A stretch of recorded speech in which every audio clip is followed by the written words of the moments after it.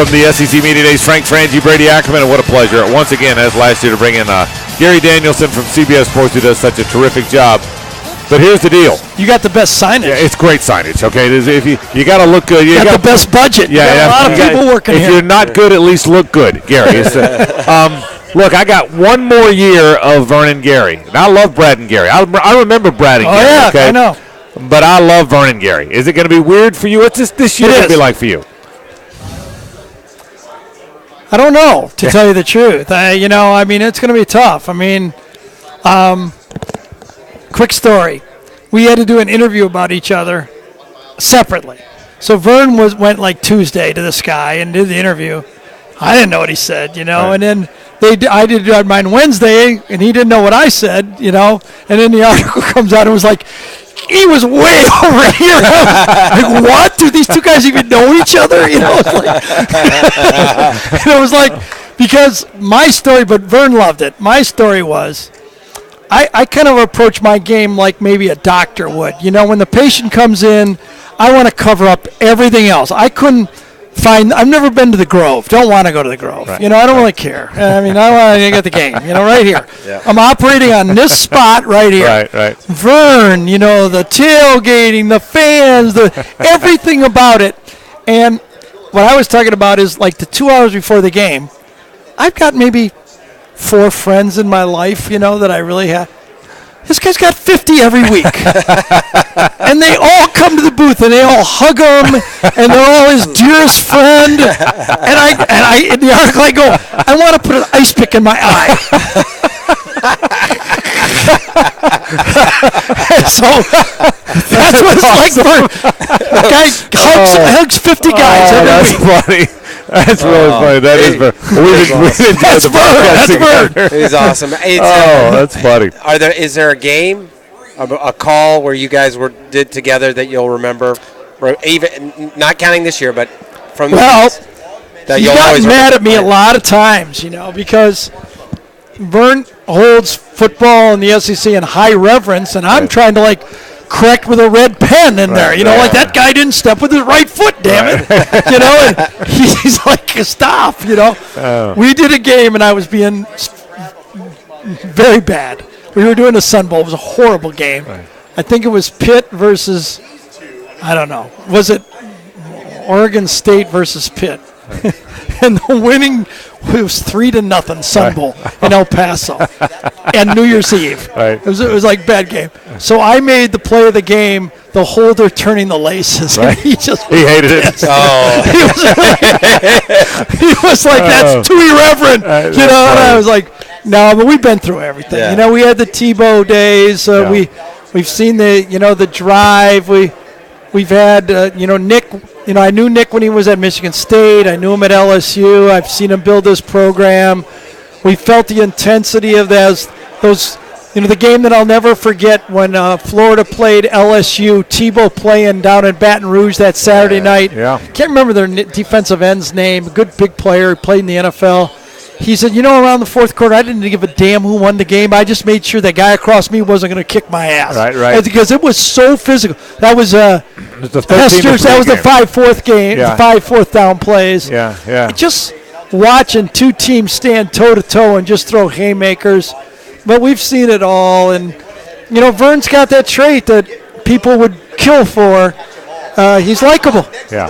People like him. Boy, he really is. This league should not underestimate his importance, though. This was a regional football league. It was great. Right. But the combination and the partnership of CBS and the genius of putting Vern in that spot, he was not a footprint SEC guy. He came and brought great credibility to the rest of the country. The great product of SEC football was now exposed to the rest of the country. And when you tell the story of the SEC and how it became this monster, in that story, you got to save a paragraph for Vern in there. You really do. What a great take, and you were dead on, and I can hear you preach it forever. One final broadcast question, then we'll ask football. Sure.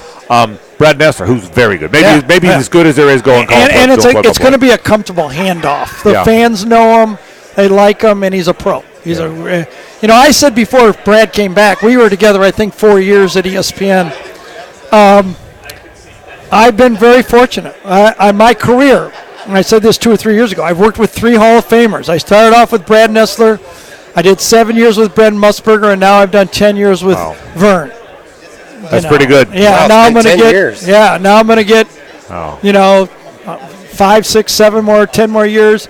I like to say 10 years because the people in the SC hate me, so I just keep forgetting it. Let's get into football. That's awesome. Hey, overview. Why is Alabama so good? Why do they dominate the best conference? They dominate the best conference. You know why. I mean, college football is the way it's always been, okay? Ohio State, Michigan, Penn State, Notre Dame, Texas, Oklahoma, USC, there are these icon teams. When they get the right guy coaching them, have a tremendous advantage, and when they put the right program together, not only are they the best teams, they're the teams everybody wants to watch. So as the next group of players come up, when they were 10, 11, 12, 13, 14, 15 years old, they were wanting to watch Alabama play Ohio State and Oklahoma play USC, and that's when they go, it's just like this AAU basketball stuff. Yep. They all go to the same teams. Right.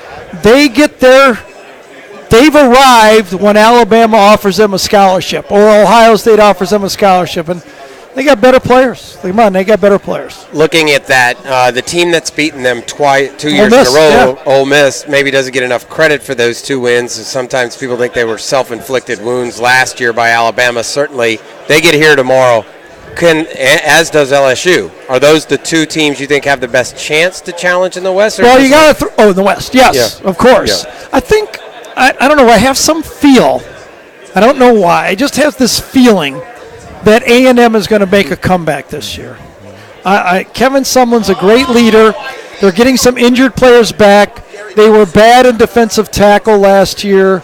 They're going to get better at defensive. Dylan Mack is going to really come on and be a player in this league. They're getting 2 linebackers back. Chavis understands the league. They might have the best safety tandem in the SEC. They might have the best group of 4 wide receivers.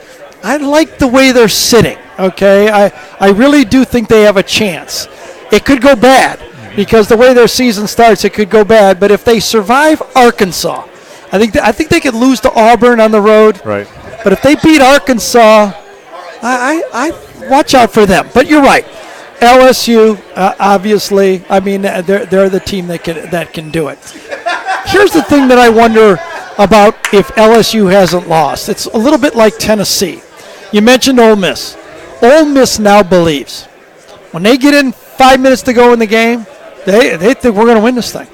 And that's a big part of this stuff. In any sport, they think Tennessee, now LSU, start looking at the clock. Yeah. We did the Tennessee-Florida game, and it wasn't just the players. We had the coaches, everybody. They were all like, come on, let's end this thing. We got the lead, and they have to get over that. And Tennessee should win the East. But they will not win the East by just having the best players. There's always those 2 or 3 games, even for Alabama, LSU, everybody, where it's crunch time. And McElroy brought it in crunch time. Blake Sims brought it in crunch time. Jake Coker brought it in crunch time. Tennessee and now LSU have fainted in crunch time lately. What about Tennessee's team this year? You're right. They've got the best roster in the East. Josh Dobbs is a veteran quarterback. Is it your opinion that they'll respond late in the game? Because that's a great point. Well, yes, but it's and that's where the leadership is going to come through, and where that next step has to be taken. It's not just going to be one win, not one tight win. It's going to take 2 of them for them to have a chance to get to the championship and beat Alabama or LSU or whoever gets Ole Miss in a championship game. Because if they don't come there with that pedigree of having won tight games, they won't be able to do it. I think they have to be who they are, though. Josh is not a great downfield thrower. They've got a really good backfield, 2 good running backs. I think they just got to, they got to be a little bit like Tebow. But even Tebow, if you think back to that, I'll never forget it. When they beat Saban in the SEC championship, Saban thought he had him. Mm-hmm. They had him beat. They had the lead in the 4th quarter. They forced Tebow into throwing the ball from the pocket. He hit 8 out of 9 passes or something, 2 touchdowns. Nick wasn't even upset at the game. He said, hey, they made the plays. I assume that if it's Brandon Harris or whoever it is, that these quarterbacks are going to come down at crunch time, they're going to have to make a few plays from the pocket. Gary Danielson with us here on 1010XL. Gary, what about Florida? You mentioned Tebow's old school. You mentioned Tebow. What about the Gators? What are your impressions of them? Well, I'll be surprised if they don't take a step back this year. I really will. I think they leaped above their level of play last year. You got to give all the credit to Mac for that. I'd be shocked if they were able to duplicate that this year. I've been wrong. We were all wrong about Auburn last year, but I'd be shocked if they can do it. They're good on defense. They won't be as good as they were last year on defense. I don't believe they're going to be as good at running back as they were last year, and they're going to have to. And they won't be as good as Will Greer at quarterback. I don't think.